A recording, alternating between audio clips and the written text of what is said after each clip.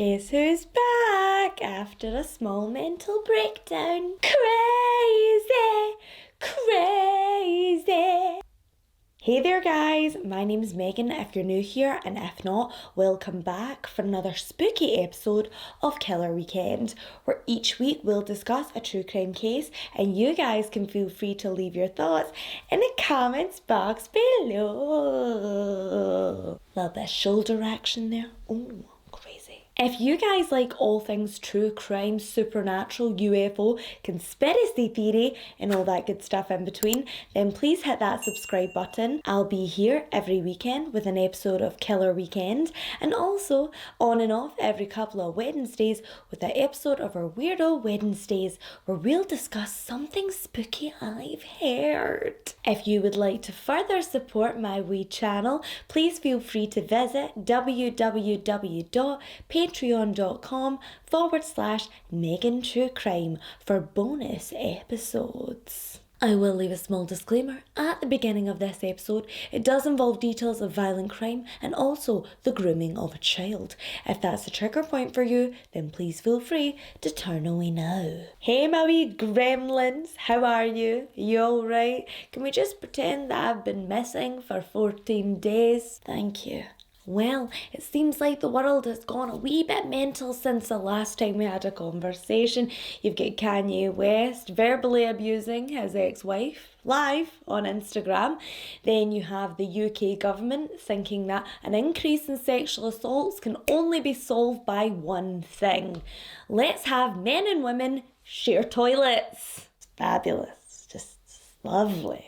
Also guys, I will link in the description box below some amazing charities that are currently helping the issue in Ukraine and providing aid to those still in the country. So if you want to, just pop in those links below. If you can't afford to donate, please just share them. Everything helps at this time. Before we get started on this week's case, please let me introduce you to this week's amazing sponsor. You guys know that I love anything to do with books, reading books, audiobooks, so this is me telling you, you need to listen to the new Audible original Impact Winter. From the executive producers of The Walking Dead and the writers of Pacific Rim comes this totally original new saga only for Audible. Presented in immersive 3D audio that dares you, the listener, to pop in some earbuds and listen in the dark. Trust me, if you like anything to do with the supernatural, you will be hooked on Impact Winter, and you best believe it has a storyline to die for. The story begins somewhere in the near future when a comet hits the earth and blots out the sun. Beastly creatures start to emerge in this sunless world, and they might even be vampires. Yes, you heard me correctly, vampires. And you know me, I love me some vampires. Whilst listening to Impact Winter, you'll get to follow the story of two sisters. Darcy, who is a battle-tested vampire hunter just trying to save the world. And then you have Hope, who's just desperate for life to go back to normal again.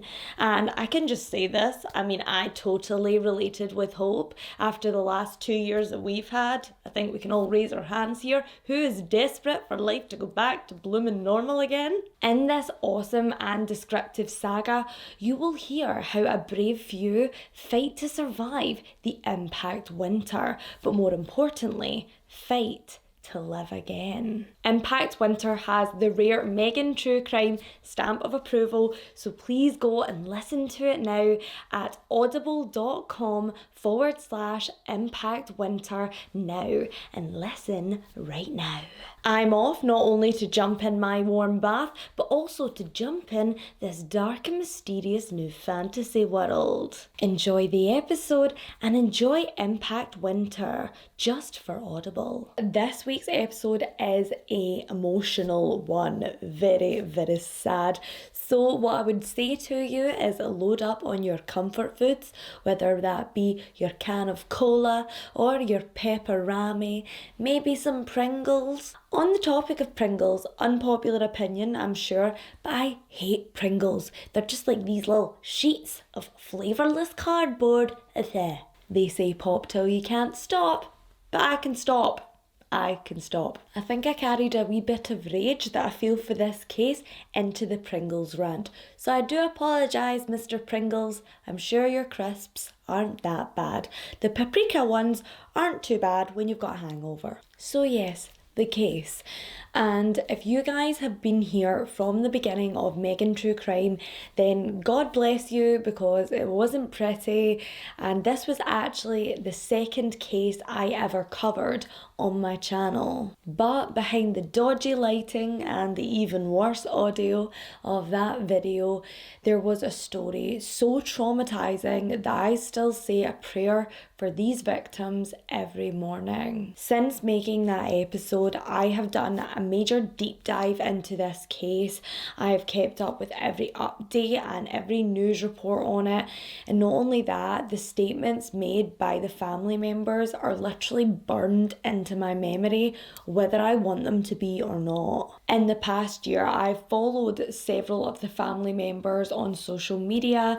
I've shared their posts and probably became a lot more emotionally invested in this particular case than any other one that has ever featured on my channel. This year, February 13th, 2022, marked the 5th year anniversary of this horrific act, and several law enforcement officers, including members of the FBI, have been working tirelessly to try and get this one solved. And it's one of the only cases I truly believe that law enforcement at this point in time are doing everything they possibly can. In the past few months, more and more crucial details are coming to the surface, which lead me to believe that this case may be solved someday soon. Investigators believe that the person who committed this crime will be watching every docu-series, will be watching every news segment, and will be listening to every single podcast. So I hope he is watching,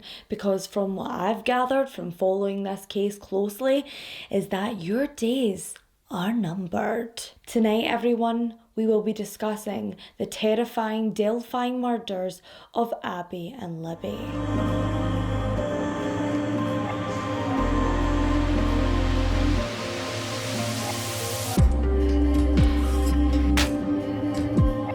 The city of Delphi in Indiana is a small and rural town which has a population of just under 3,000 people.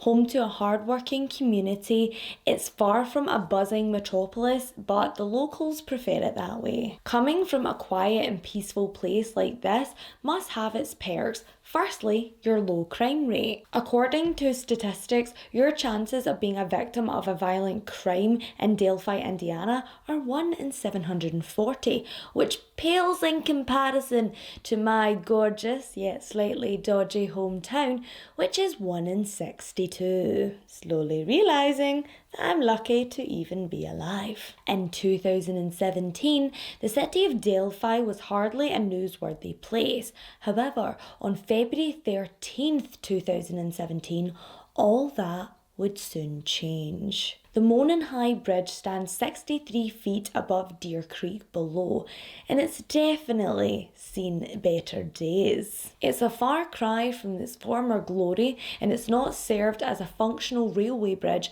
for over 35 years. But still, the long rotting structure has an element of beauty to it. If you look out into the distance, you can see through the clearing, and it looks as if the bridge may go on forever. It's exactly this kind of allure that drew 13-year-old Abigail Williams and 14-year-old Liberty German to the Monon High Bridge Trail that fateful day on February 13th. That morning had already been quite eventful for the childhood friends.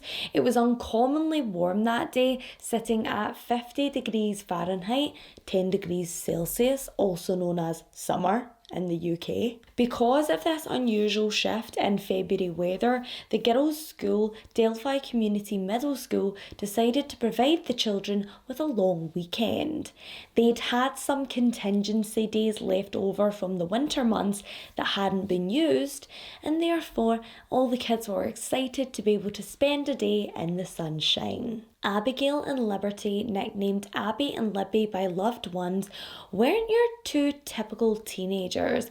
The youngest of the two, Abby, was really amazing at playing volleyball after spending hours in the school gym practicing before every game. The teen was driven and had a love for animals. Her family said that she would even try and sneak the odd stray cat into the home, but it never really went that successfully because her mother, Anna, was deathly allergic and knew that the minute her throat started to swell and her eyes began to itch, that something was afoot. Is that a cat? No. Meow. Her charitable nature didn't stop there, often making friendship bracelets for her friends as she loved crafting, and also took up knitting so she could learn how to make newborns' hats for the local hospital. Abby was warm and loving, an ideal child, and the kind of friend that every little girl dreams of having.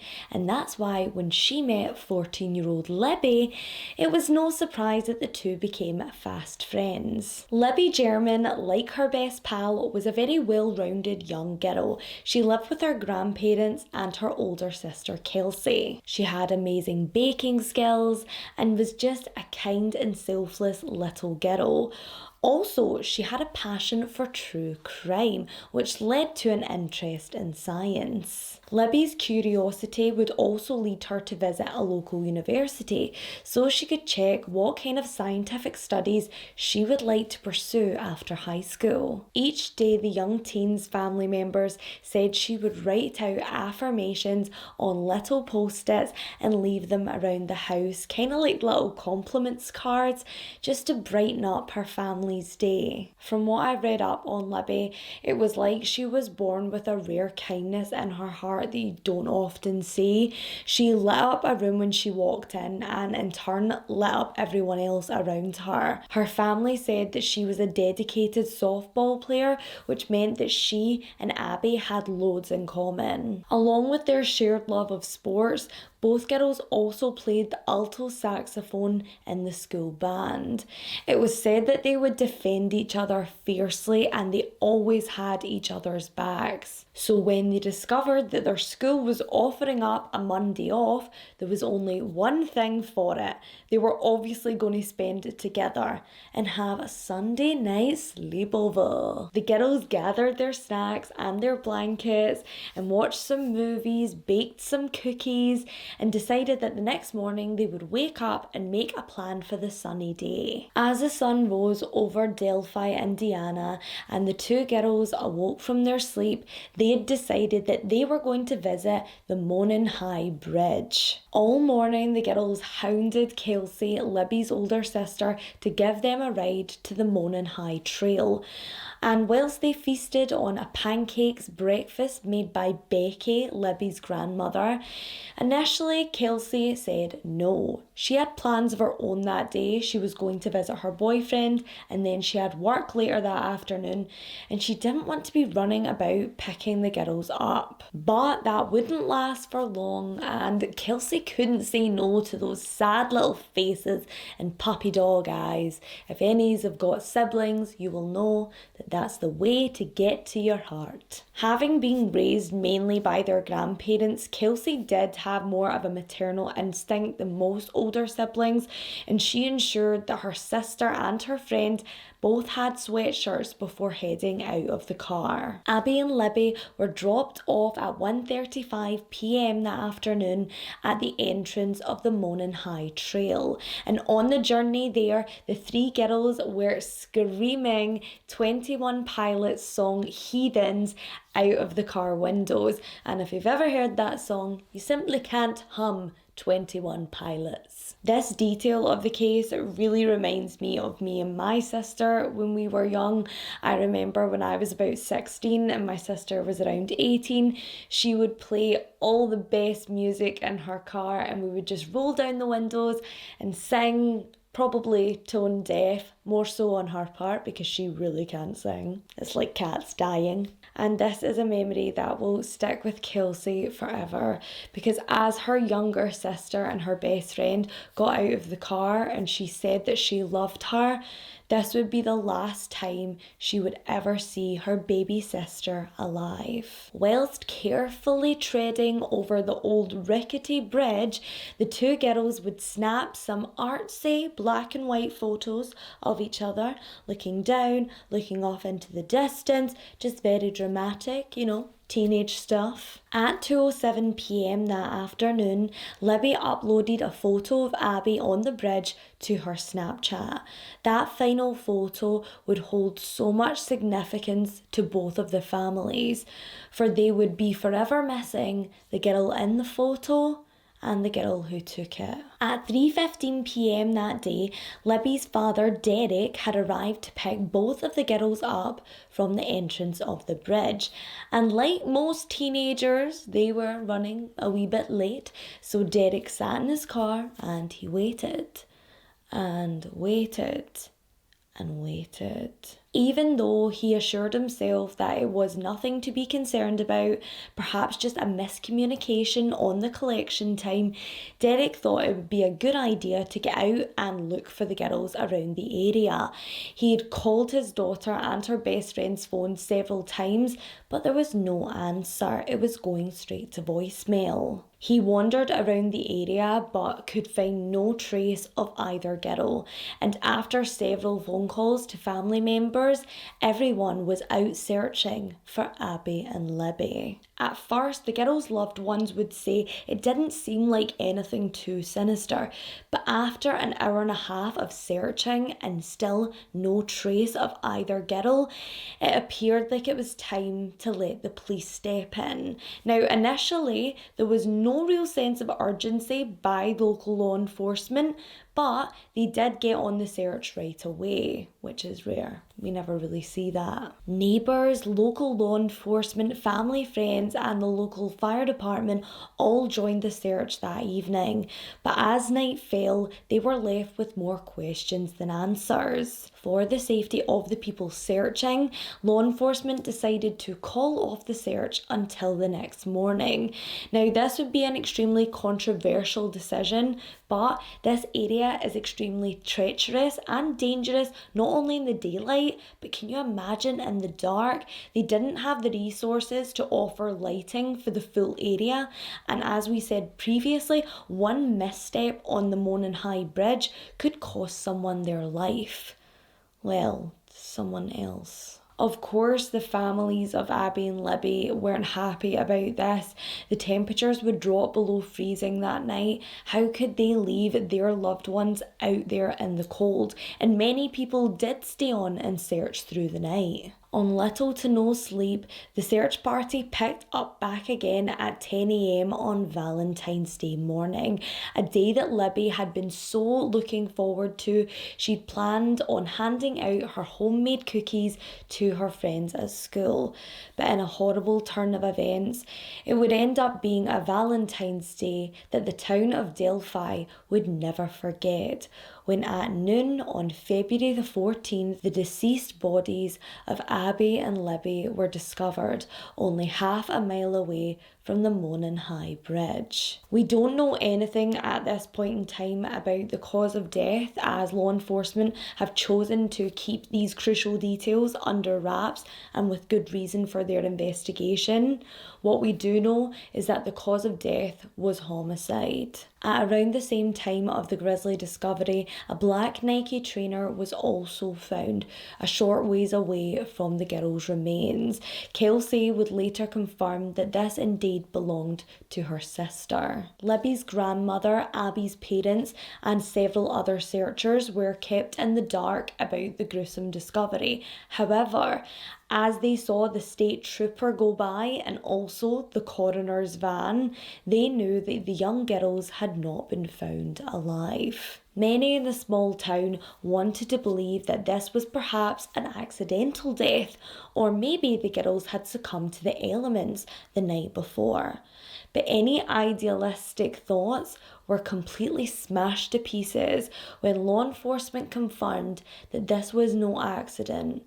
These girls had been murdered. The families of Abby and Libby were in a state of complete shock. They just prayed that they could wake up from this nightmare that they had begun living. Too many residents in Delphi, nothing made sense anymore. This crime was too horrific to bear. And yeah, everyone says to get on with your life, but could you really walk around town knowing there's a child murderer on your streets? Kelsey German, Libby's sister, threw herself into investigation mode.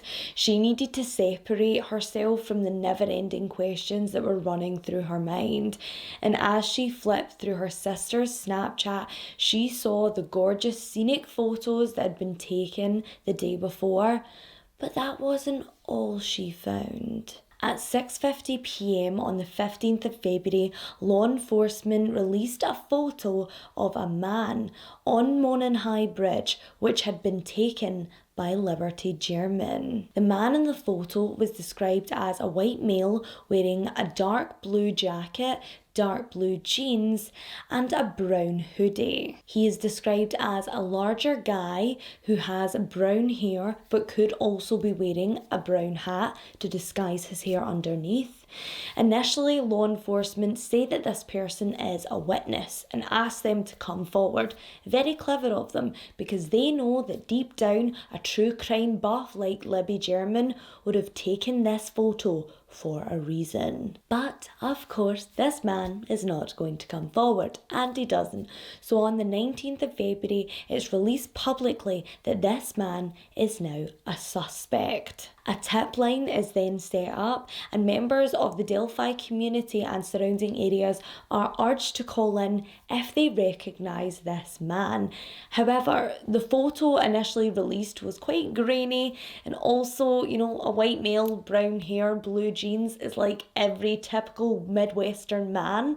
So therefore, thousands of tips are called in. However, this is also when the case takes a shift into modern times, and it's something that we've never really seen before in any other true crime case. On February 22nd, only 8 days after the girls' bodies were discovered, law enforcement released a piece of information that would forever change not only the way we see true crime, but the way we react to true crimes when it happens to us. There, on our very own TV screens, we watched as the Indiana State Police divulged sensitive information, a video taken from one of the victims' phones. Libby German took her odd curiosity for true crime and put that skill into motion the moment she hit the record button. This absolutely killed me as just another viewer, an outsider watching on,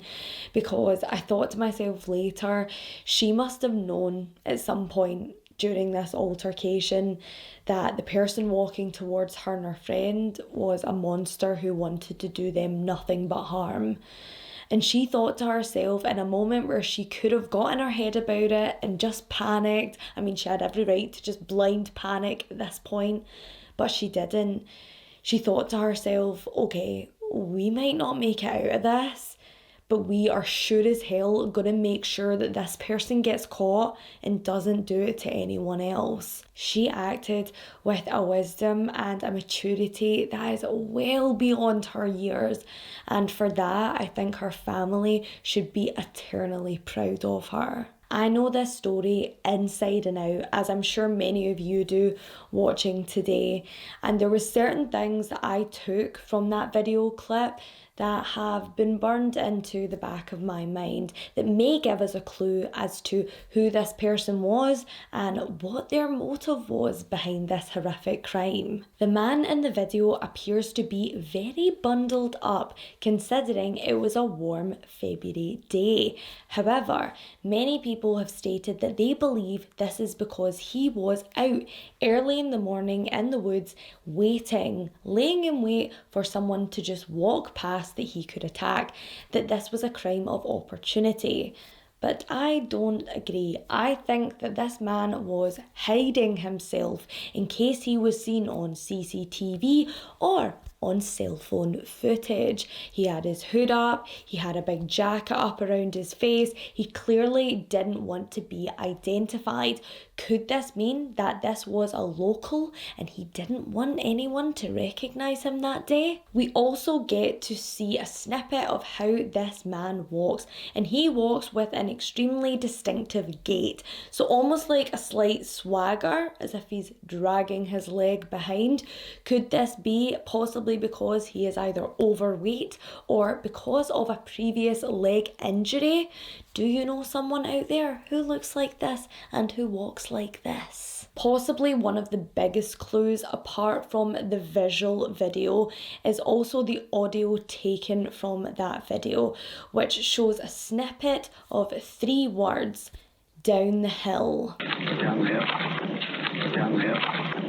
Down the hill. This audio clip at the time had been enhanced, so therefore it wasn't the clearest, but you could still hear a distinct male voice ordering the girls to go down the hill to what we now presume was their death. This was a huge break in the case, and it was something we had never seen before. This girl records her murderer and captures him on film. It was wild, and so the media frenzy began. I saw this being shared everywhere: Facebook, Twitter, Instagram. Everyone knew who this man looked like and what his voice sounded like. So why didn't we have an answer? Certain things about this sort of sensationalism are great. We've seen it before, so many crimes being solved by social media, such as the documentary Don't F with Cats. The killer, Luca Magnotta, was sliding right under law enforcement's radar until he began murdering animals online, and that was solved by a group of people on Facebook. We then have the Gabby Petito case more recently, where everyone was sharing her partner, aka murderer's, face online. But with this kind of media coverage, with the sweet comes the sours, and pretty much everyone in America was on the lookout for this person. But like we said, it's a very generic looking guy. So everyone was suddenly seeing this man on the street corners, in their local shop, in the supermarket behind them. Everyone thought they knew who the Delphi killer was, which led to thousands of tips and so many resources being used to follow up on these leads. The Indiana State Police and the FBI joined this case pretty soon after the girls' remains were found. Several properties were searched in and around the area. On the 17th of February, a home in Delphi is searched after several calls came in to the tip line regarding a relation between one of the inhabitants to this case. However, no evidence was discovered that linked this person to the case, and the homeowners have never been named publicly. On the 25th of February, a seemingly unrelated search was performed in Peru, a town only 40 minutes away from Delphi. The FBI ordered a search on this particular property regarding child pornography charges related to a fake Instagram and Snapchat account. At the time, this flew under the media's radar as it seemed unrelated to the Delphi Murders case. However, it would later be discovered that the name on these profiles was Anthony Shots. So, did this mean that the person running these accounts was the sexy Anthony Shots with his six-pack in the mirror? No, it was not. It was a man named Keegan Klein. Not the same person, in case you hadn't noticed that. In March, 1 month after the murders were committed, another home was searched, which was inevitably going to be searched. It was a farmhouse that was on the same land as where the girls' bodies were discovered. However, no crucial evidence was found, and also the homeowners were not named as persons of interest in this case. Like the specific details of the killings, law enforcement kept their findings under lock and key, which then led to public frustration as it seemed like there was no movement going on behind the scenes. The social media and online fame of this case grew, and everyone was sharing the girl's story and asking people to come forward. They had a picture of this man, they had a video of how he walked, and they had an audio clip of how he talked. Surely someone must know who this is. In a strange turn of events, which still has everyone who follows this case reeling, was a release that was made on April 22nd, 2019. It was an extended audio clip with one more word added in, and also a brand new police sketch.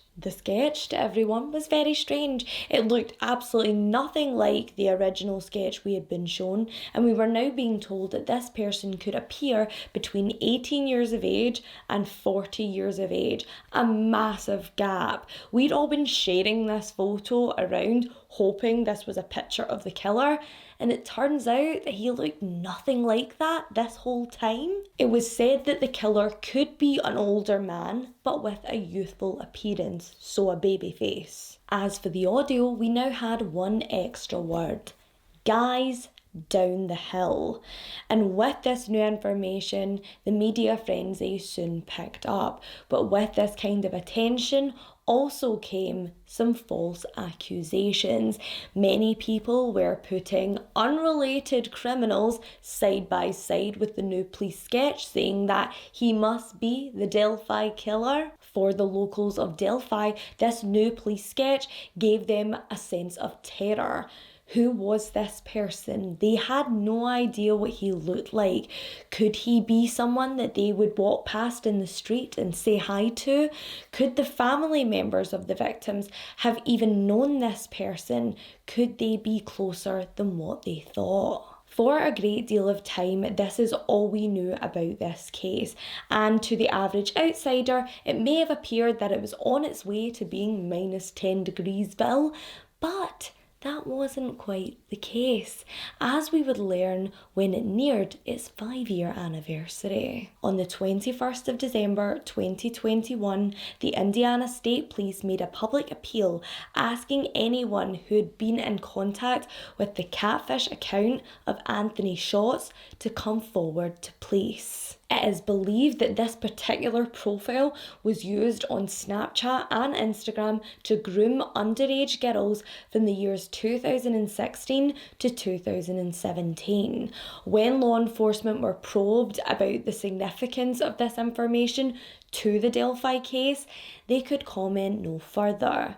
The families of the victims have stated that this is very important to the girls' case, and that is all the information that we have at this moment. But when an anniversary segment was aired on News Nation Now, we would get a little bit closer to the truth. In a rare one-on-one interview with Superintendent Doug Carter, one of the lead investigators on this case, we see a definitive shift in Doug's behaviour for once. He's confident, he seems self-assured, as if he knows who the killer is. He's just stacking up his evidence. Myself, as a viewer, got the sense that we are now closer than ever to a resolution. And in regards to some things that didn't make sense to us, such as the changed police sketch, it was hinted that every single move they've made has been calculated behind the scenes. Was the second sketch simply a red herring to lull the killer into a false sense of security? And has he messed up because of this, thinking he got away with it and led investigators right to him? Amongst a sea of secretive answers, and understandably so, it's an active investigation, Doug Carter was asked the question that we have wanted to know for years. Is DNA going to play a crucial part in this investigation? To which he finally answered, yes. Yes, it is, which proves that we have DNA. Do we have the killer's DNA on the girl's remains, or perhaps on some of the items that were found at the crime scene. We don't know yet, but what we do know is that they have him because they've got his DNA. One wrong move, one wrong arrest, one traffic stop, and this guy could be going to jail forever. At present, it seems like all fingers are currently pointing at the creeper behind Anthony Shott's profile, Keegan Anthony Klein, or even someone who was also living at his home. Keegan Klein lived at home with his father, Jerry Klein. His father is known to allegedly fabricate alibis so that it appeared that him and his son were both in Vegas at the time of the murders, when they were actually both in Peru, Indiana, only 40 minutes away. Law enforcement did search the home of Keegan Anthony Klein only days after the murders, when several tips were called in that he was a child predator. Several indecent images and videos of young children were discovered on the family computer. But there was an iPhone that investigators felt may have held more secrets than the computers. But Keegan only handed this in days after his initial interviews, and it was completely wiped. Do investigators think that this could hold the secret as to how he contacted all those young girls, and maybe even contacted Abby and Libby? On the 29th of August 2020, Keegan Anthony Klein was charged with over 30 counts of possession of child pornography, child exploitation, and the obstruction of justice. Keegan is a dangerous predator, that is for sure. He was asking several of these underage girls for indecent images and also their home addresses. We've seen this previously in the Casey Woody case, where a predator pretended to be a teenage boy, asked for her address, and then stalked her and murdered her in her own home. The case itself to me never seemed like a crime of opportunity. The person, as we mentioned before, was bundled up as if they were trying to remain undiscovered. Also, when walking across the bridge in that photo, the person has their hands in their pockets. This is a structurally unsound bridge. Would you have your hand in your pocket unless you were concealing a weapon? This would also explain why the young girls were so desperate to go to the bridge that day. Were they meeting Anthony Shott? Was this also why the two girls were attacked that day? Did they surprise the killer? Were they meant to meet him one-on-one? But with Libby being a true crime buff, neither she or her friend was going to meet a stranger alone. Were they meeting him at the Monon High Bridge because they refused to give out one of their addresses? Did they think it was broad daylight? Several people come walking through this area. What is the worst that could happen? I can only imagine in that scenario that as they were waiting for young, hot Anthony Shott, this large, overbearing, creepy dude starts walking towards them, maybe even shouts one of their names, and this is when Libby hits record, because the man on her phone is not the man coming towards them. Many people have always said that it was very strange that the girls were killed in broad daylight in public like this. Anyone could have walked by. This was a popular spot for joggers and hikers, so it was very risky to kill both of the girls out in the open. Is this why? Was he expecting just one girl to turn up, and when the two approached him, he had to act instinctively and kill them then and there? I've always been a firm believer that someone out there knows who this person is, whether that's a parent or a friend. We have so much information now. I know if that was my partner, my father, one of my cousins, I would know them by looking at them and hearing that audio. I just would. And I believe that someone watching, possibly this right now, knows exactly who that was on that tape. Well, during my weekly stalk of this investigation, I came across an interview of Keegan Klein from prison. And I'm not going to say, but I just want to know, do you hear what I hear? Did you have anything to do with the murders of Abby or Libby? Not at all. I gave up my DNA, a hair follicle test. I've done everything they wanted me to.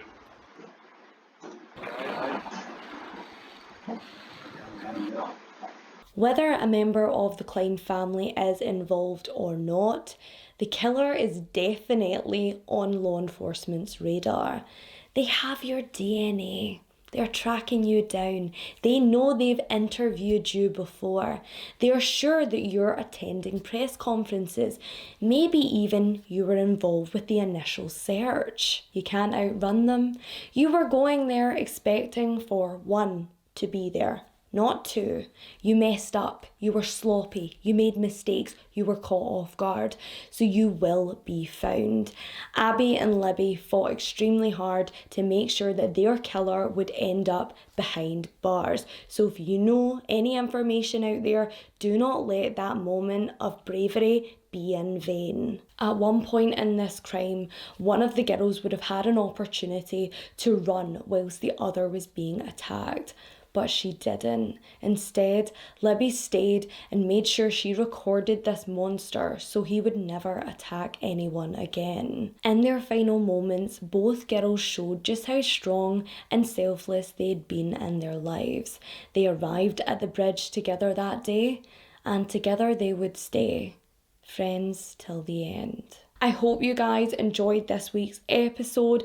If you did, please give it a big thumbs up for me. I will also be popping several links in the description box below if you want to know any more about this case. There's so many theories out there, but this does seem like the strongest link. If you're watching from Indiana and you have any information regarding the Anthony Shots profile or anything that happened on that day, please do get in touch with the Indiana State Police. I will put the number in the description box below. If you're watching for the first time and you think, I could watch her again without being sick out my nose, then please hit that subscribe button. I'll be here for you every weekend with our True Crime Killer Weekends. If you would like to further support this little channel on mine, then please visit www.patreon.com/Megan TrueCrime. I hope you're all being safe out there, taking care of yourself physically and mentally. And remember, my lovelies, lock your doors, don't talk to strangers, and don't catfish children online, okay, Anthony Shots or whoever you are, especially when there's such a distinct difference in appearance, okay? You're only hurting yourself there, and obviously the children involved, but you know. Oh, there's a hair in my drink. Dog mum problems. Got it. Did I?